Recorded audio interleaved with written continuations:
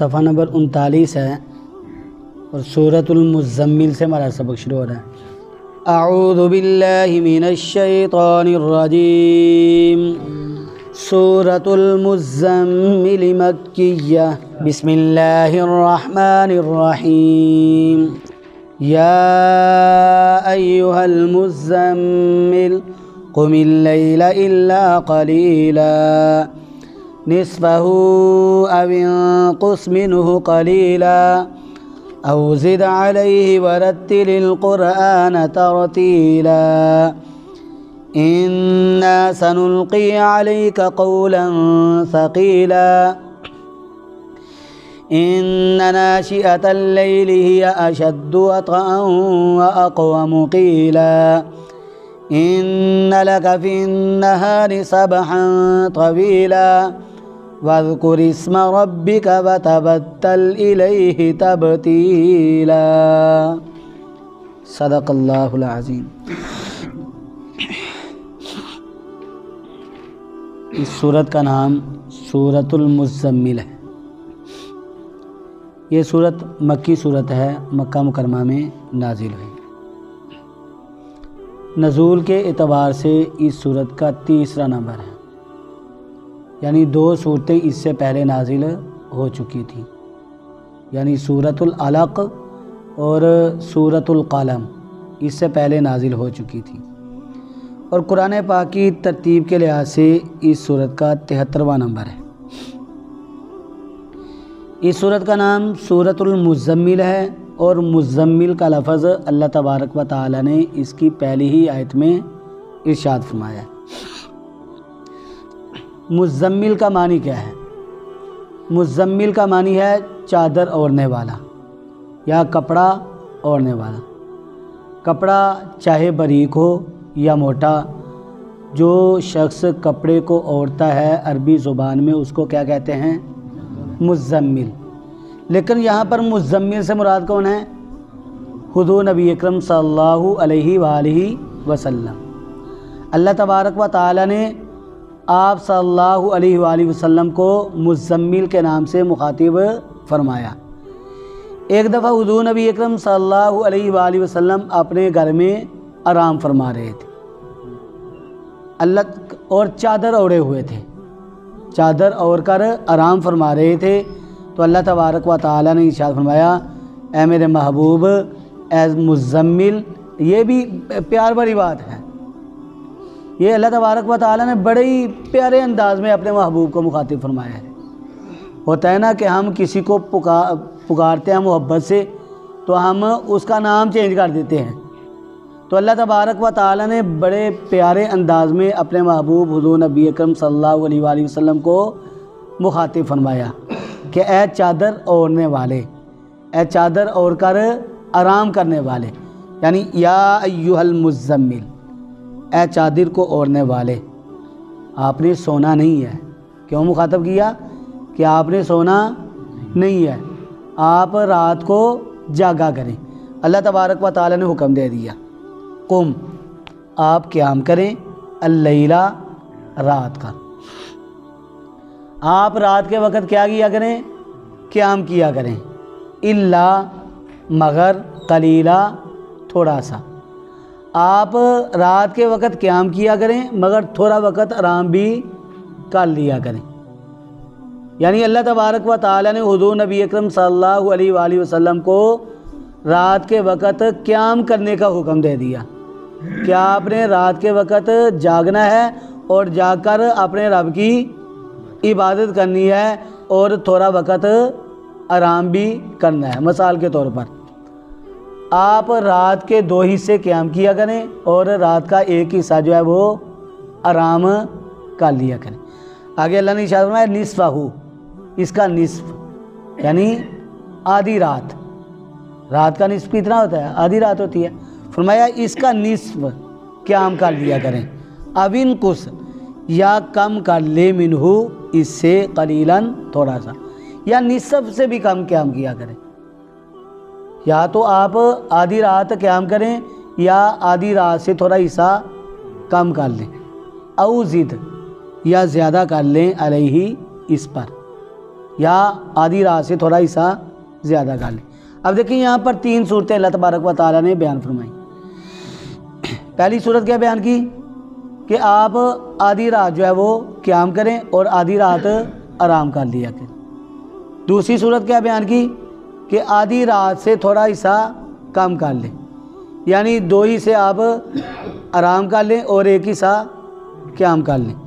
اور تیسرا اللہ نے ارشاد فرمایا او زد علیہ، یا آپ اس پر زیادہ کر لیں، یعنی 2 ہی سے قیام کر لیں اور 1 حصہ آرام کر لیں۔ یہ اللہ تبارک و تعالیٰ نے حضور نبی اکرم صلی اللہ علیہ وآلہ وسلم کو حکم دیا۔ اب دیکھیں جب یہ صورت نازل ہوئی تھی، اس کی ابتدا جب ہوئی تو اس وقت اللہ تبارک و تعالیٰ نے حضور نبی اکرم صلی اللہ علیہ وآلہ وسلم پر بھی قیام کو فرض قرار دیا ہوا تھا، اور صحابہ کرام رضوان اللہ تعالیٰ عنہم اجمعین پر بھی قیام کیا تھا؟ فرض تھا۔ لیکن بعد میں 1 سال کے بعد قیام کی فرضیت جو ہے وہ منسوخ ہو گئی۔ یہ نسائی شریف میں بھی روایت ہے، مسلم شریف کے اندر بھی ہے، ابو داؤد شریف کے اندر بھی ہے کہ 1 سال کے بعد اللہ تبارک و تعالیٰ نے قیام کی فرضیت کو منسوخ کر دیا۔ کیوں منسوخ کیا تھا؟ اس کی وجہ اگلے رکوع میں انشاءاللہ ہم پڑھیں گے۔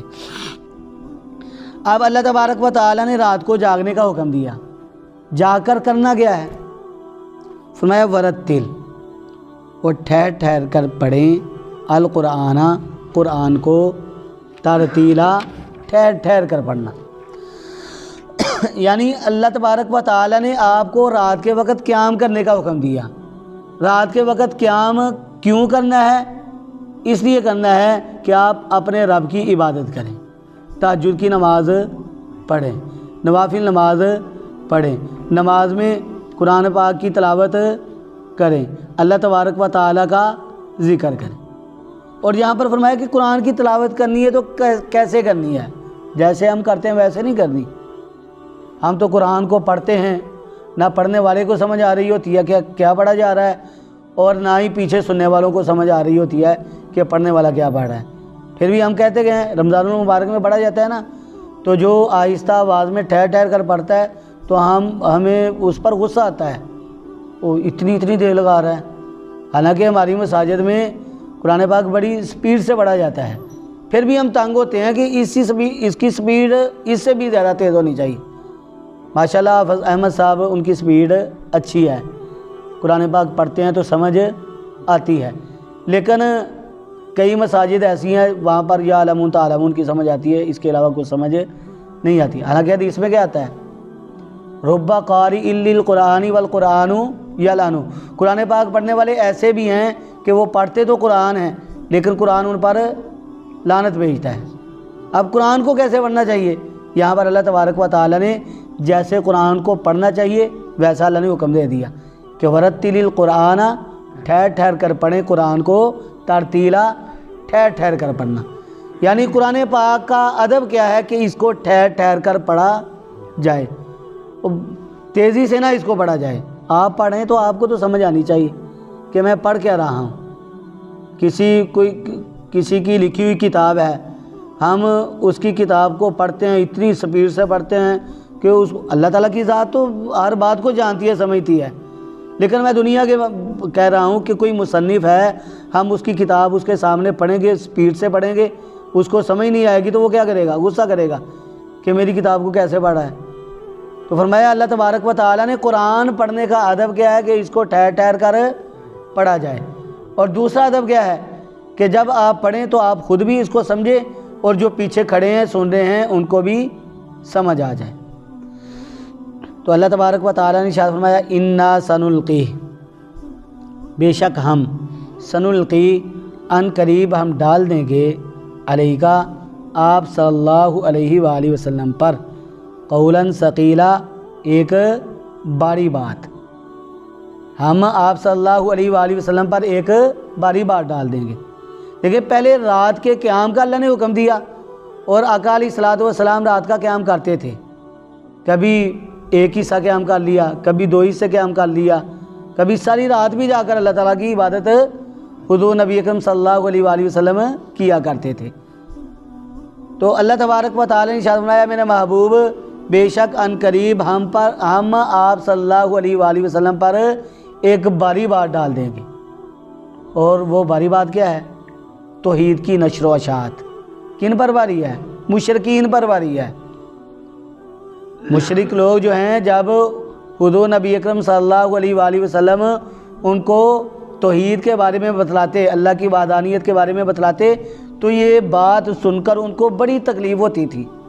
یہ بات یعنی اللہ کی وحدانیت ان پر بہت بڑا بوجھ تھی، بڑی باری ان کو معلوم ہوتی تھی۔ اور وہ قرآن پاک میں کہتا ہے انہم کانوا اذا قیل لهم لا الہ الا اللہ یستکبرون، بے شک وہ تھے جب ان کے سامنے کہا جاتا کہ اللہ کے سوا کوئی معبود نہیں ہے تو وہ تکبر میں آ جاتے، وہ اچھلتے کودتے اور کیا کہتے؟ اجعل الآلہۃ الہ واحدہ ان ھذا لشیء عجاب، کہتے کیا اس نے سارے معبودوں کو ایک ہی بنا دیا ہے؟ یہ تو بڑی عجیب بات ہے۔ تو یہ ان کے لیے بڑی عجیب بات تھی، یہ ان کے لیے بہت زیادہ باری بات تھی کہ ہم سارے معبودوں کو اکٹھا کر کے ایک بنا لیں، تو اس کو وہ بہت بھاری سمجھا کرتے تھے۔ تو اللہ نے ارشاد فرمایا اے میرے محبوب بے شک ان قریب ہم ڈال دیں گے آپ صلی اللہ علیہ وآلہ وسلم پر قولاً ثقیلا، ایک باری بات، یعنی آپ کے ذمے لگا دیں گے توحید کی نشر و اشاعت کو، اور یہ مشرکین کے لیے بڑی باری ہوگی۔ فرمایا ان بے شک ناشئۃ اللیل، رات کو اٹھنا یا رات کو جاگنا، ہی اشد، یہ زیادہ سخت ہے، وطئن، روندنے کے اعتبار سے۔ وطأ کا لفظی معنی گیا کچلنا۔ دیکھیں میٹھی میٹھی رات ہو اور رات کو اٹھنا جاگنا، یہ کوئی آسان بات نہیں ہے۔ چاہے گرمیوں کی راتیں ہوں، چھوٹی چھوٹی راتیں ہوں تو نیند ہی پوری نہیں ہوتی، تو آدھی رات کے وقت اٹھنا، اٹھ کر قیام کرنا، تہجد کی نماز پڑھنا، یہ کوئی آسان بات نہیں ہے۔ اور آج کل کی راتیں ویسے ہی سرد راتیں ہوتی ہیں، آدمی جب سویا ہوتا ہے تو گرماہٹ محسوس کرتا ہے، اس کا دل ہی نہیں کرتا اٹھنے کو۔ تو فرمایا کہ رات کے وقت اٹھنا یا رات کے وقت جاگنا یہ کوئی آسان بات نہیں ہے، ہی اشد، یہ بڑی سخت بات ہے۔ لیکن جس کے دل میں اللہ تبارک و تعالیٰ کی یاد ہو اور جو اللہ تبارک و تعالیٰ کو راضی کرنا چاہتا ہے، اس کے لیے یہ بات سخت نہیں رہتی، اس کے لیے آسان ہو جاتی ہے۔ تو اللہ تبارک و تعالیٰ نے کیا ارشاد فرمایا؟ بے شک رات کے وقت اٹھنا، رات کو جاگنا، ہی اشد وطئن، یہ زیادہ سخت ہے، وطئن، روندنے کے اعتبار سے۔ دیکھیں تہجد کی نماز جو ہے یہ فرض تو نہیں ہے، یہ فرض تو نہیں ہے، نفلی نماز ہے، لیکن نفلی نمازیں جتنی بھی ہیں ان سب میں تہجد کا سب سے زیادہ ثواب ہے، سب سے زیادہ درجہ ہے، سب سے زیادہ مقام تہجد کا نماز کا ہی ہے۔ اللہ تبارک و تعالی نے ارشاد فرمایا وَأَقْوَمُ قِيلًا، اور زیادہ درست ہے قیلا، بات کے اعتبار سے۔ رات کے وقت اٹھنا اور اٹھ کر اللہ کی عبادت کرنا یہ بات کے اعتبار سے بھی زیادہ درست ہے۔ آدمی کے دل میں یہ بات آتی ہے کہ میں رات کے وقت اٹھوں گا، بڑی توجہ سے اللہ کے کلام کی تلاوت کروں گا اور اللہ تبارک و تعالیٰ کی طرف توجہ کروں گا، اور یہ وقت ہی ایسا ہے، سحری کا وقت ہوتا ہے تو اللہ تبارک و تعالیٰ ندا دے رہے ہوتے ہیں، اعلان کر رہے ہوتے ہیں، کیسے؟ جیسے اس کی شان کے لائق ہے۔ حل من مستغفر فاغفر لہ، اللہ تعالیٰ اعلان فرماتے ہیں کیا ہے مجھ سے کوئی بخشش مانگنے والا، میں اس کو بخش دوں۔ حل من مسترزق فارزق لہ، ہے کوئی مجھ سے رزق طلب کرنے والا، میں اس کو رزق عطا کر دوں۔ ہے مجھ سے کوئی حاجت مانگنے والا، میں اس کی حاجت کو پورا کر دوں۔ تو اللہ تبارک و تعالیٰ اس وقت کو بڑا پسند کرتے ہیں، اور اس وقت اللہ تبارک و تعالیٰ آوازیں لگا رہے ہوتے ہیں ایسے جیسے اللہ کی شان کے لائق ہے۔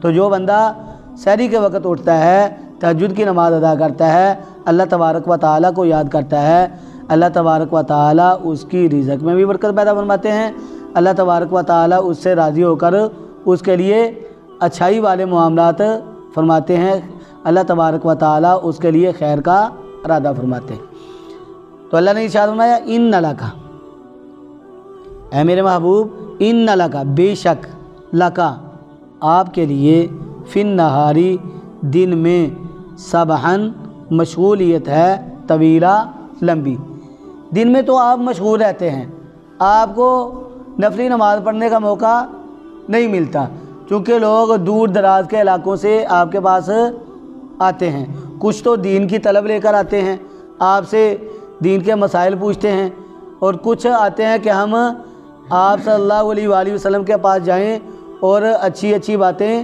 سنیں، آپ ہمیں واعظ و نصیحت کریں، ہم آپ کے پاس بیٹھ کر کچھ نصیحت کو حاصل کر سکیں، اپنے دلوں کا تزکیہ کر سکیں۔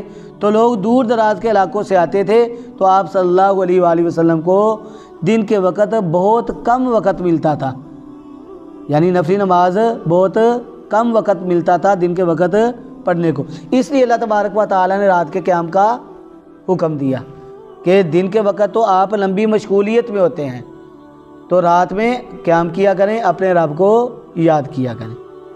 فرمایا وذکر، اور آپ ذکر کریں اسما نام کا ربی کا اپنے رب کے، آپ اپنے رب کے نام کو ذکر کریں، اپنے رب کے نام کو یاد کریں، اللہ تعالیٰ کا ذکر کریں۔